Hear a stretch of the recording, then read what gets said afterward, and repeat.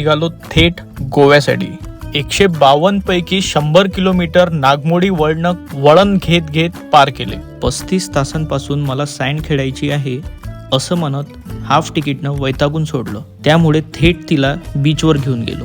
एका हातात दंताळे आणि दुसऱ्या हातात फावडे घेऊन हाफ तिकीट मोठ्या उत्साहात बीचकडे निघालो.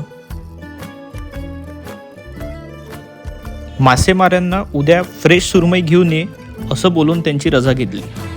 बेडवर 1,00,000 उड्या मारून हाफ तिकीटने गोवा प्लॅन सक्सेस झाल्याचा आनंद व्यक्त केला. प्रशस्त बाथरूम बघून मी सुद्धा खुश झालो. हॉटेलवाल्यांनी वेलकम ड्रिंकमध्ये कोकम सरबत टाकून गोव्याचा अपमान केला. जेवणाची ऑर्डर फक्त मीच देईल असा आग्रह धरत हाफ तिकीटने 18 अंकी नंबर डायल केला. Hello, माझ्या तिकीट